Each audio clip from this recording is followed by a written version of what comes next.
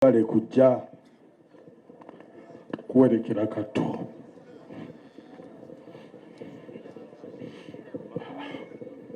Olunaku luki mwebale nnyo byonna bye mukoze, mwebale kubeererawo Kato.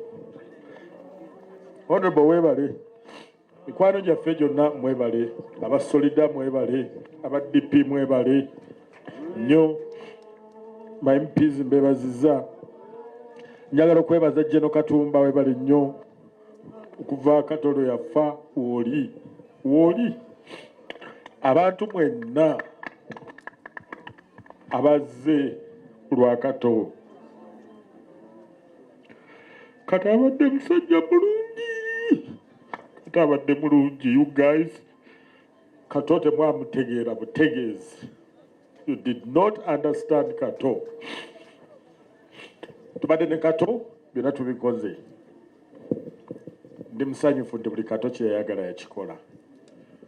Ekintu kimu ekyamulemye kyataakoze ye Film City, tujja gikola.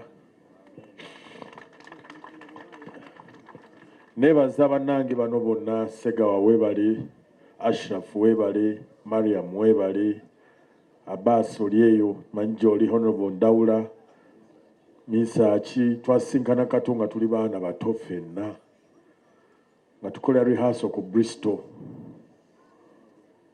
tusinkana ne tukola ne tutuuka wano. Kato had big dreams. Ana mukyala waffe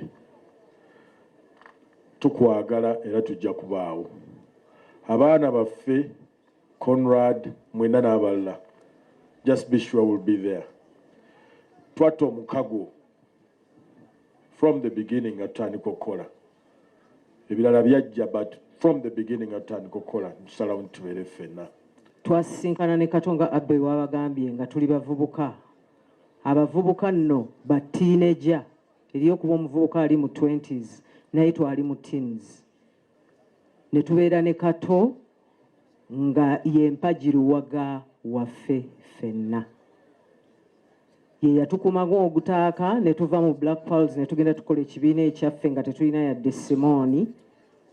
N'atukumamu ogwaka ne tugenda ne tufuna ekizimbe nga tetulina ssente ne tukipangisa, ekyo ekya Bat Valley Theatre.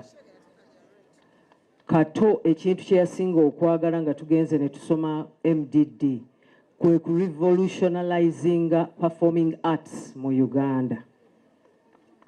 Yagamba talent, omuntu alina talent tateekeddwa kuba munaku, alina okuba nga alina buli kye yeetaaga mu bulamu bwe. Era ogwo omusingi kwe twatambulira ne tugaggawala.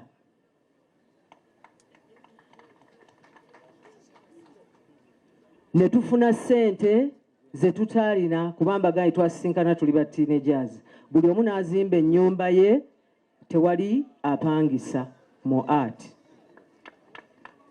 Buli omu n'avuga emmotoka gy'asinga okwagala mu art. Ne tutambula amawanga mu art. Olw'okubanga Kato yatugamba nti artist tateekeddwa kuba munaku.